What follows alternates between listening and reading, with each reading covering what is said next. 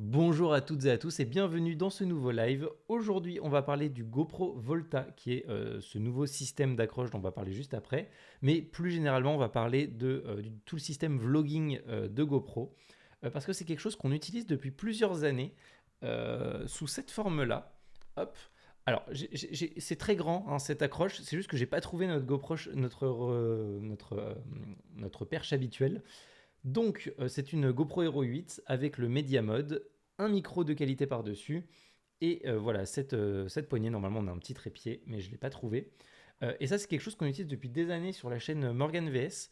C'est avec ça qu'on tourne tous les making-of en fait, de la chaîne depuis des années. Genre, on a la sortie de la GoPro 8, hein, globalement, qu'on a commencé à faire ça.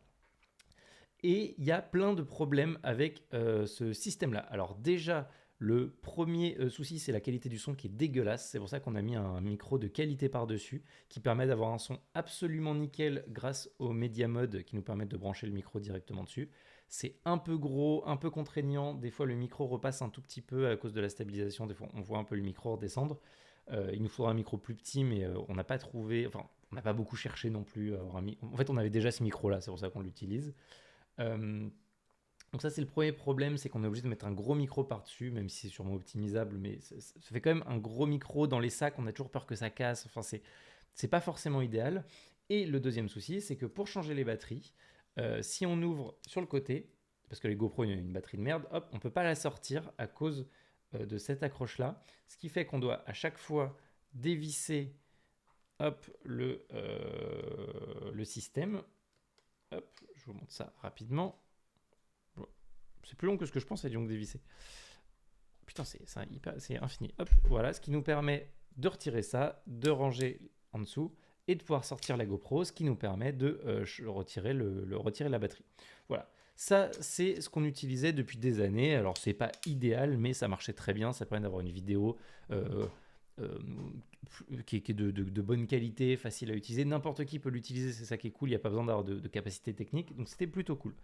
Et en gros, pour répondre aux besoins de gens comme nous, GoPro sort ce pack qui est le pack donc avec la GoPro Hero 10. Alors ça marche aussi parfaitement avec la GoPro Hero 9 qui a le même form factor. Et ça peut même marcher avec la GoPro Hero 8 avec le Media Mode en bidouillant, ça peut marcher. Mais c'est conseillé pour la GoPro Hero 9 et Hero 10 et surtout il y a une connexion Bluetooth qui je crois ne marche qu'avec la 9 et la 10. Donc voilà, en gros le pack c'est la GoPro Hero 10 avec le Media Mode qui a un micro intégré, voilà, un petit flash qui est relativement puissant. Je ne sais pas si on peut le voir sur mon visage. Alors là, moi j'ai déjà pas mal de spots, mais en vrai c'est relativement puissant par rapport à la taille du projecteur. Et surtout la nouveauté, donc c'est le système qui s'appelle Volta. Donc en gros c'est cette perche qui a une batterie intégrée. Alors j'ai pas encore pu le tester suffisamment pour vous faire un retour sur l'autonomie, mais apparemment ça permet de filmer 4 heures si on filme euh, pas dans les trop hautes résolutions et pas avec trop d'images par seconde, mais genre en 4K, 30 images secondes. Ça permet de filmer à peu près normalement 4 heures. Moi, j'ai pas testé encore suffisamment longtemps pour vous le dire, mais quoi qu'il arrive, même si ça ne fait que doubler la durée de vie, en vrai, c'est déjà pas mal. Voilà. Il y a un petit trépied intégré, ce qui est plutôt cool parce que ça permet de la poser. Alors, c'est un trépied un peu bizarre en termes de forme. Ça peut permettre de le poser. La GoPro peut tourner sur elle-même pour être droite, machin. Donc, c'est relativement fonctionnel. Petit truc sympathique, c'est qu'il y a une deuxième attache GoPro sur le côté. Voilà, donc soit pour mettre des accessoires, une deuxième GoPro si ça vous fait plaisir. Voilà. On relie la GoPro par un câble. Premier problème, on en reparlera tout à l'heure, mais voilà, ça me pose un peu un souci. On relie au Media Mode ou directement à la GoPro si vous ne voulez pas le Media Mode. Il y a un deuxième emplacement ici, soit pour mettre un micro. Enfin voilà, il y a encore moyen de l'accessoiriser plus sans souci. Mais voilà, ça c'est le nouveau pack Volta qui est quand même vendu assez cher, hein, juste la perche avec les batteries intégrées, c'est 150 euros à peu près. Le Media Mode, c'est une centaine d'euros. La petite LED, c'est une cinquantaine d'euros. Enfin, ça prend vite du prix, hein, sachant que la GoPro en elle-même est déjà quasiment à 600 euros. Voilà, c'est quand même un pack ici qui vaut relativement cher. Et c'est pour ça que je vais être relativement critique dessus. Autre nouveauté un peu sympa, c'est qu'il y a des boutons directement dessus qui permettent de gérer la GoPro. Donc soit ça permet de changer de mode, passer en mode photo, mode accéléré, mode vidéo. Ça permet de lancer le rec. Hop, on peut voir que le rec vient de se lancer, on peut le voir aussi sur l'écran de l'autre côté. Et ça permet, voilà, après il y a 2-3 autres petits boutons, ça c'est pour se connecter, ça c'est pour afficher l'autonomie restante, voilà, qui a 2 barres alors que j'en étais à max tout à l'heure. Ça a l'air buggé pour l'instant, hein. Je vous le cache pas. Pourtant, j'ai fait les dernières mises à jour, hein. J'ai fait tout bien. Je vous assure que c'est full buggé. Il était quasiment chargé à max, donc il y a 5 boutons ce matin. Je ne l'ai pas utilisé de la journée. Donc, on voit qu'il n'y a plus que 2 barres sur 5, alors qu'il était tout full chargé. Et ma GoPro était full chargée ce midi. Et là, elle est à 24%. Donc, alors que je ne l'ai pas utilisée, hein. Et quand je l'ai prise, elle était chaude. Bref, c'est full buggé pour l'instant, je vous le dis. Dans les commentaires d'ici quelques semaines ou quelques mois, je vous rajouterai si jamais les bugs ont été résolus. Mais pour l'instant, il y a plein de problèmes. Voilà, je vous le dis. Voilà, bon, du coup, on en est arrivé à peu près au point où je parle des problèmes. Et du coup, je vais vous montrer le problème que j'ai eu avec ça. Et qui s'est reproduit juste avant le live, enfin juste avant la VOD, on va dire. En gros, j'ai coupé le début du live pour ceux qui regardent en VOD, mais ceux qui étaient là au début du live, j'ai eu exactement le même problème. Donc je vous montre la petite séquence que j'ai filmée pour que vous puissiez voir un petit peu le type de problème qu'on peut avoir avec le Volta. Bon, j'étais en train de préparer le live de ce soir, là que vous êtes en train de regarder actuellement, et j'ai un souci avec le GoPro Volta. J'essaye d'allumer, ça ne marche pas. J'essaye d'allumer ici, ça ne marche pas. Alors c'est quelque chose, pour ceux qui connaissent, qui est quand même assez répandu sur les GoPro. Sauf que, normalement on retire la batterie. Sauf que avec ce système, en fait la GoPro est maintenue. Donc je vais vous montrer un petit peu comment faire pour régler le problème. Donc déjà il faut débrancher le GoPro Volta. Ensuite, il faut réussir à dévisser. Alors, c'est extrêmement peu accessible. Donc, hop, c'est toujours un peu galère. Voilà. Ensuite, il faut retirer ça. Voilà. Ce qui nous permet de retirer ça. Ensuite, hop, on range cette partie-là. Ce qui nous permet de retirer normalement, voilà, la caméra, qui ne veut pas sortir parce qu'il y a ça au-dessus, qu'il faut également retirer. Alors ça, je sais pas trop comment ça se retire. Faut juste forcer? Non? Oui. Alors attends, on va remettre la GoPro. Ah, c'est hyper bien accroché. Ok. Hop. Ce qui nous permet de retirer la GoPro, ce qui nous permet, hop, de retirer la batterie. Voilà. Comme ça, on peut remettre ça à l'intérieur. On peut fermer ça. On va pouvoir remettre la petite LED qui est vraiment d'excellente qualité.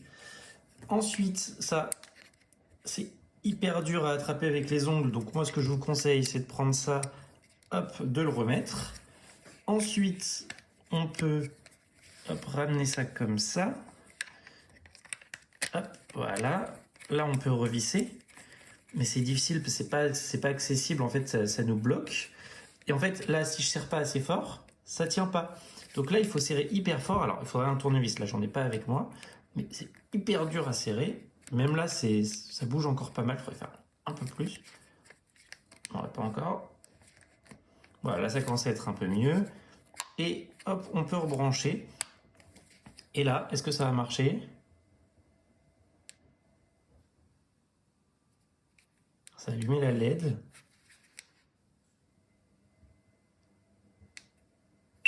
Ah, ça démarre, ça démarre. Ok, super. Et du coup, là, si je lance le rec...